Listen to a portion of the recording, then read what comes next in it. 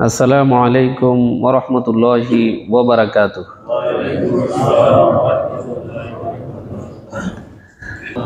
আউযু বিল্লাহি মিনাশ শাইতানির রাজীম।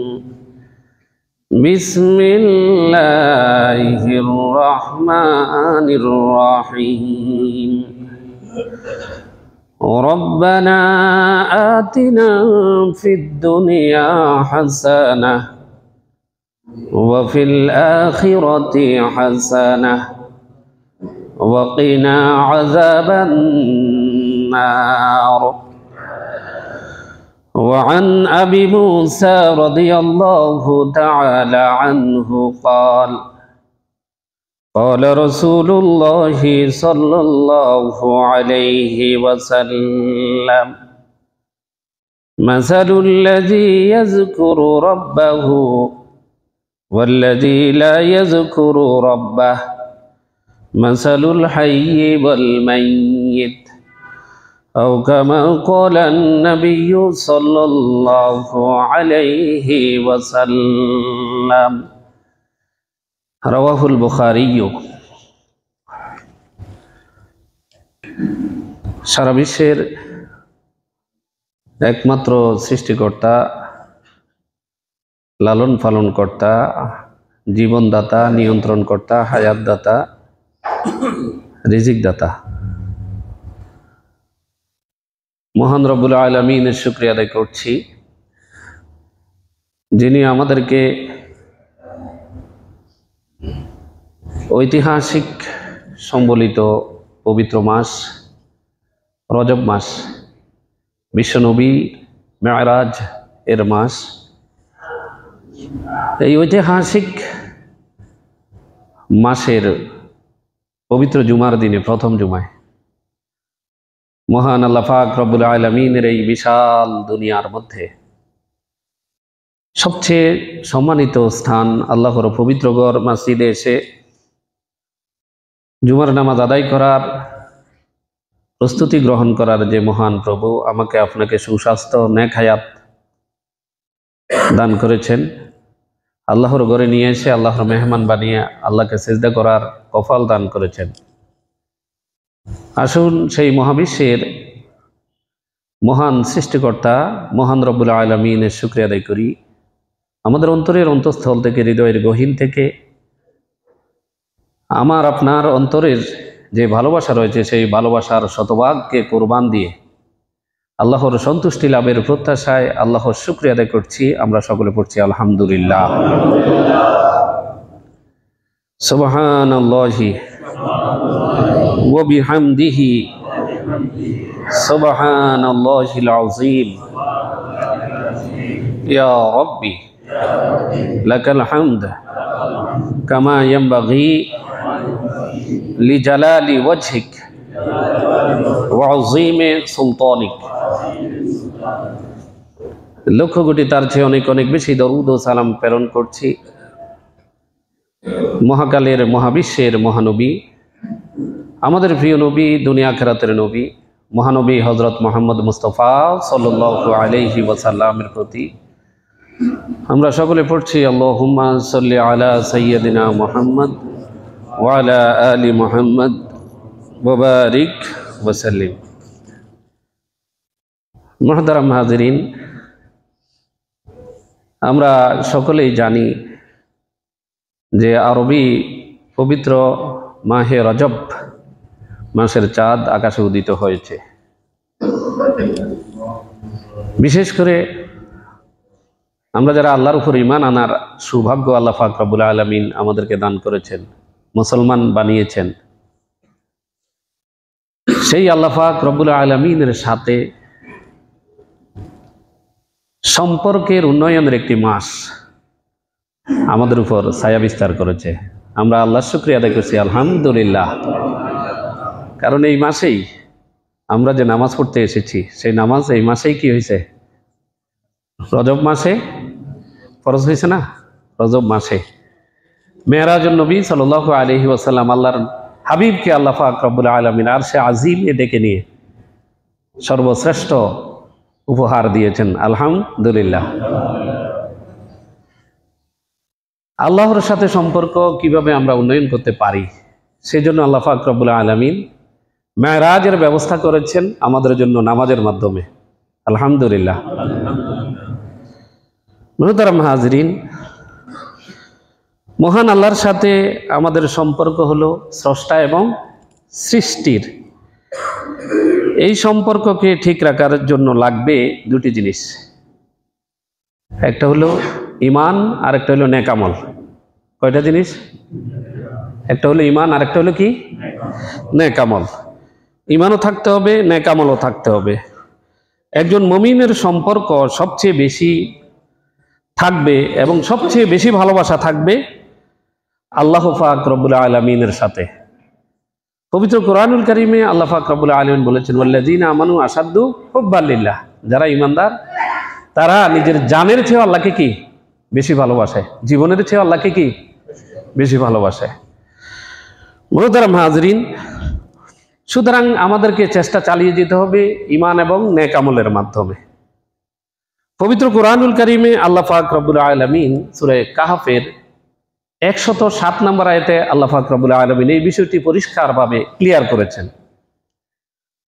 আল্লাহ পাক রব্বুল আলামিন বলেন, ইন্নাল্লাযীনা আমানু ওয়া আমিলুস সালিহাতি কানাত লাহুম জান্নাতুল ফিরদাউসি নুজুলা খালিদিনা ফিহা লা ইয়াবগুনা আনহা হিওয়ালা।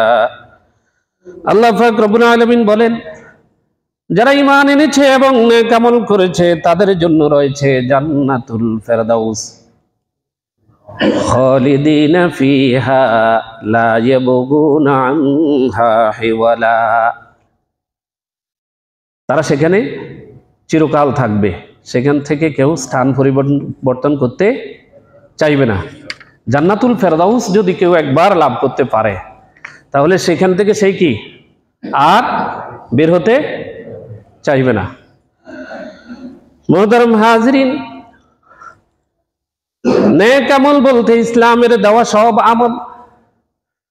পবিত্র ইসলাম ধর্ম যত রকমের আমল দিয়েছে সবগুলি আমল করার নাম হচ্ছে নেক আমল। যেটা যেভাবে আল্লাহ পাক রব্বুল আলামিন নির্ধারণ করে দিয়েছেন, আল্লাহর হাবিব যেটা যেভাবে শিখিয়েছেন সেটা সেভাবেই করতে হবে,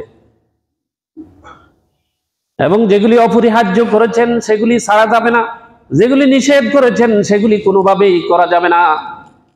এই কাজগুলি আমরা আপনারা যদি করতে পারি, আমি আপনি যদি করতে পারি, তাহলে অবশ্যই আমাদের মাধ্যমে নেক আমল অবশ্যই হয়ে যাবে। সুবহানাল্লাহ। মুহতারাম হাজরিন, দুনিয়াবী জীবনে আমরা দেখি কত কিছু, কত উন্নয়ন হচ্ছে, কিন্তু আল্লাহর সাথে বান্দার যে সম্পর্ক, সেই সম্পর্কের কতটুকু উন্নয়ন হচ্ছে সেই হিসাব নিকাশ সেই রজব মাস থেকে আমাদেরকে শুরু করে দিতে হবে। পারবো তো ইনশাল্লাহ? সবাই বলেন ইনশাআল্লাহ। আল্লাহ চাইলে ইনশাল্লাহ আমাদের জন্য সহজ হয়ে যাবে। মুহতারাম হাজরিন, আমরা সকলে জানি পৃথিবীর জীবনে, জাগতিক জীবনে কত উন্নয়ন হচ্ছে। আধুনিক সভ্যতা, নতুন নতুন সভ্যতা সৃষ্টি হচ্ছে, নগরায়ন হচ্ছে, স্থাপত্য শিল্পের উন্নতি হচ্ছে, আরো অনেক কিছু হচ্ছে। কিন্তু অত্যন্ত আফসোস এবং পরিতাপের ব্যাপার, এগুলির ফাঁদে পড়ে কিছু কিছু আল্লাহর বান্দা, সবাই নয়, পরকালকে ধ্বংস করে দিচ্ছে। পরকালকে কি করতেছে? এগুলির ভিতরেই শেষ দুনিয়া জীবন, হায়াত তো চলে যাবে। মুহতারাম হাজরিন, বান্দার সাথে সম্পর্কের অবনতি, পরকালে আল্লাহর সমীপে ওজর আপত্তি ফ্যাস, যারা অজুহাত দেখাবে কিন্তু সেগুলি কোনো কাজে আসবে না। পরকালে যদি আমরা দুনিয়াবী এই বিষয়গুলিকে অজুহাত দেখাই আল্লাহর কাছে, তাহলে কোনো কাজে আসবে? এগুলি গ্রহণযোগ্য হবে? হ্যাঁ, যে আমার এই যে জিনিসগুলি ছিল এগুলির কারণে আমি পারি নাই আপনার এই কাজগুলি করতে, গ্রহণযোগ্য হবে? আল্লাহ গ্রহণ করবেন? অবশ্যই না। মুহতারাম হাজরিন, মানুষ পরকালে যেই ওজরগুলি দিবে, বিভিন্ন ওজর আপত্তি পেশ করবে। দুনিয়া তো আমরা দেখি, আমরা যখন কোনো দায়িত্বে থাকি, সেই দায়িত্ব যদি পালন করতে না পারি, তাহলে যদি আমাদেরকে জিজ্ঞাসা করা হয় সেই দায়িত্ব সম্পর্কে, যদি আমার থেকে হিসাব নেওয়া হয়, তাহলে দেখা যায় আমি আপনি একটা কি ওজর সেখানে তুলে ধরি না, যে আমি এই কারণে পারি নাই। এটা বাস্তবসম্মত হোক আর অবাস্তব হোক, কিন্তু একটা ওজর অবশ্যই কি করি, উপস্থাপন করি। পরকালেও এই জাতীয় ওজর আপত্তি পেশ করা হবে। পরকালীন এই ওজর আপত্তি গুলির আলোকে আল্লাহ পাক রব্বুল আলামিন সারা বিশ্বের মানুষদেরকে পরকালে আল্লাহ পাক রব্বুল আলামিন 4 শ্রেণীতে ভাগ করবেন। কত শ্রেণীতে? কয় প্রকার করবেন? এই জাতীয় ওজর দেখাবে, বিভিন্ন রকম ওজর। আমার এই সমস্যা ছিল, এই সমস্যা ছিল, এই জন্য আমি পারি নাই, এই জন্য আমি পারি নাই। মুহতারাম হাজিরিন, আল্লাহ পাক রব্বুল আলামিন ওই 4 শ্রেণীর ওজর আপত্তি যারা পেশ করবে, ওই সমস্ত হতভাগা আল্লাহর বান্দাদের সামনে আল্লাহ পাক রব্বুল আলামিন 4 জন নবীকে আল্লাহ পাক রব্বুল আলামিন উপমা হিসাবে আল্লাহ পাক রব্বুল আলামিন উপস্থিত করবেন। সুবহানাল্লাহ বলি।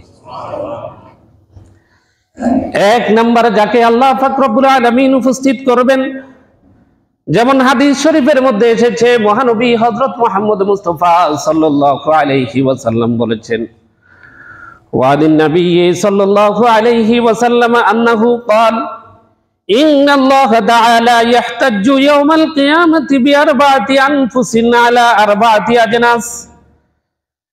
আরবা'তি আজনাসিম মিনান নাসি আলাল আগনিয়া'i বিসুলাইমান ইবনে দাউদ ইলা আখিরিল হাদিস। আল্লাহ পাক রব্বুল আলামিন কাল কঠিন হাসরের দিন, মুসিবতের সময় মানুষগণ যখন আল্লাহর কাছে বিভিন্ন ওজর আপত্তি দেখাবে, আল্লাহ পাক রব্বুল আলামিন 4 জন নবীকে সেই ওজর আপত্তির বিপরীতে আল্লাহ পাক রব্বুল আলামিন উপস্থাপন করবেন।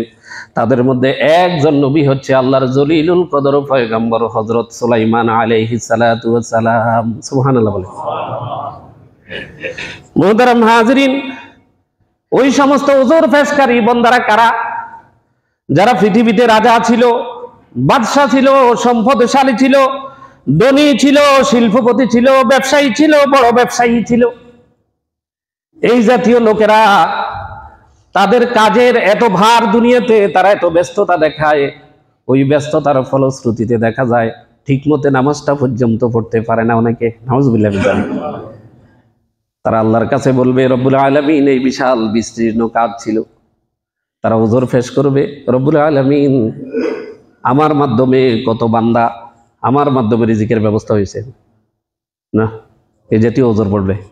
যে আমার ফ্যাক্টরি ছিল, ইন্ডাস্ট্রি ছিল, বড় বাদশাহী ছিল, বড় ব্যবসায়ী, হাজার হাজার মানুষ আমি পরিচালনা করছি, এগুলির কারণে আমি দুনিয়াতে যথাযথভাবে আপনার ইসলামের দেওয়া যে বিধিবিধানগুলি সেগুলি যথাযথভাবে পালন করতে পারি নাই।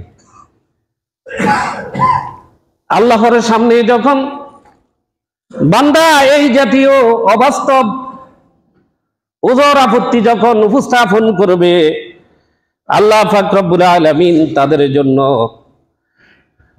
হযরত সুলাইমান আলাইহিস সালাতু ওয়াস সালামকে তাদের সামনে উপস্থাপন করবেন। সুবহানাল্লাহ বলেন।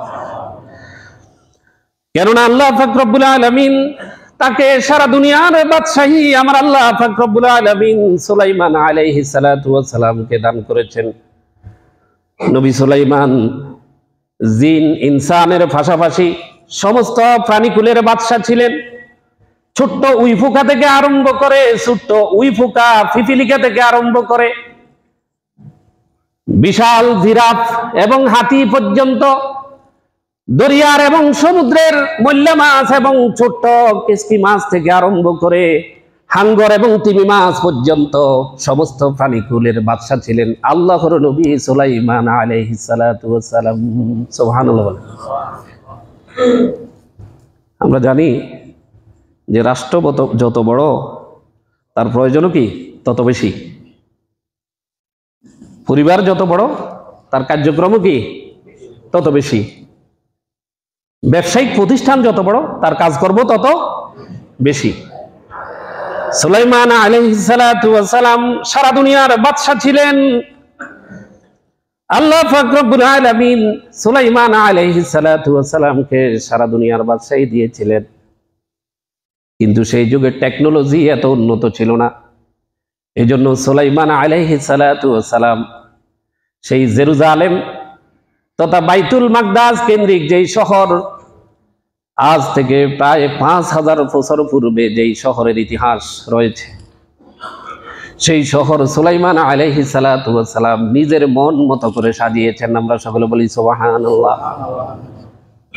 এই শহরকে সাজানোর জন্য আল্লাহর জলিলুল কদর পয়গম্বর হযরত সুলাইমান আলাইহিস সালাতু ওয়াস সালাম জিনদেরকে ব্যবহার করেছেন। কাদেরকে ব্যবহার করেছেন? জিন জাতিকে ব্যবহার করেছেন। আমরা সকলে জানি যে জিন জাতির অনেক শক্তি, মুহূর্তের মধ্যে তারা এক স্থান থেকে অন্য স্থানে কি স্থানান্তর হতে পারে, এবং আমাদের সে অনেক প্রচন্ড শক্তির অধিকারী তারা।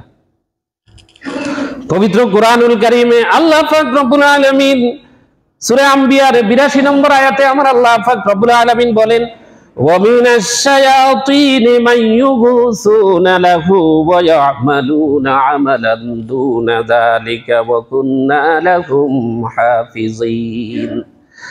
আল্লাহ পাক রব্বুল আলামিন বলেন, আর শয়তান অর্থাৎ অবাধ্য জিনদের মধ্য হতে আমি বশীভূত করে দিয়েছিলাম যারা তার জন্য সমুদ্রে ডুব দিত, এছাড়া আর অনেক কাজ করত। আমি তাদের প্রতি লক্ষ্য রাখতাম এবং তাদেরকে হেফাজত করতাম। আমরা সকলে বলি সুবহানাল্লাহ। তাদেরকে কাজে লাগিয়ে সেই বাইতুল মাকদাস কেন্দ্রিক বর্তমান ফিলিস্তিন তাদের রাজধানী ঘোষণা, কি জেরুজালেম, আবার ওইদিকে ইসরায়েলও বলে আমাদের রাজধানী।